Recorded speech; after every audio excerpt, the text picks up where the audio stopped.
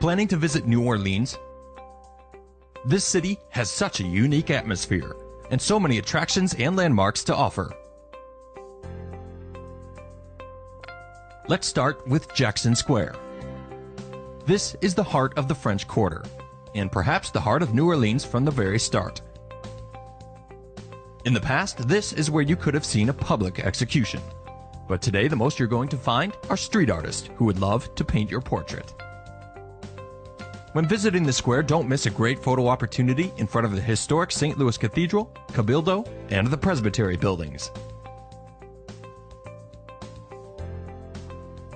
At number 9, we have a cemetery. It's rare to find a city that considers most of its cemeteries as tourist attractions. But the combination of the above-ground burial and the history of voodoo and black magic made the cemeteries of New Orleans extremely popular with tourists. At the number 8 spot, we take a break from the hot and humid New Orleans weather, and we escape to one place that can almost guarantee you a nice breeze: the Moonwalk Riverside Promenade. Located not far away from Jackson Square, Moonwalk offers you a way to take a break from your sightseeing, see the Mississippi, watch some steamboats, and enjoy street performers and acrobats. In 7th place, we go back to the French Quarter to find another popular destination, Royal Street. This is probably the most beautiful and elegant street in the French Quarter. When visiting Royal Street, head to the section known as the Upper French Quarter, where you'll find some famous antique shops and art galleries. Our tip: visit Royal Street during the afternoon in the area between St. Anne and St. Louis Street. This area becomes closed to traffic and it attracts numerous street performers. Next, we have the National World War II Museum. It is very rare to see a national museum outside of Washington, D.C., but New Orleans won the honor of housing this museum thanks to the famous Higgins boats. Manufactured here in New Orleans, these boats carried the troops to the Normandy shores on D-Day.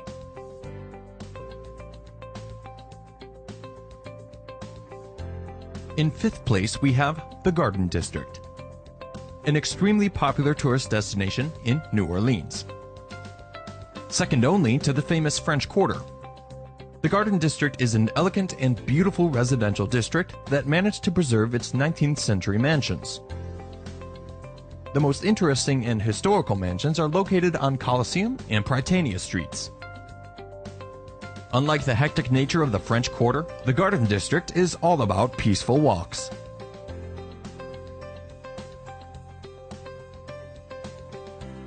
Reaching number 4, we have the Superdome. This is one of the modern symbols of New Orleans and is one of the biggest stadiums in the States. It opened in 1975 on a former cemetery site. It's the home of the New Orleans Saints. The dome also acts as a hurricane shelter, but unfortunately it did not manage to handle the power of Hurricane Katrina, when more than 30,000 locals were stranded here for 6 days. The dome was reopened after renovation in 2006.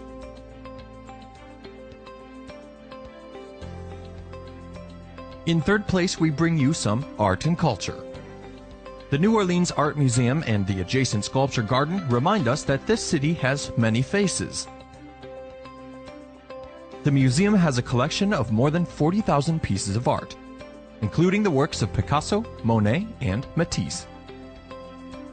The adjoining sculpture garden is free to enter and shows the works of Rodin, Renier, and Henry Moore. Almost at the top, in 2nd place, we find New Orleans Jazz. Yes, it's not really a place, but a visit to New Orleans has to include at least one visit to a jazz venue. If you're on a tight schedule, you may prefer to take a jazz cruise with a live jazz band, so you can combine some good music with some sightseeing.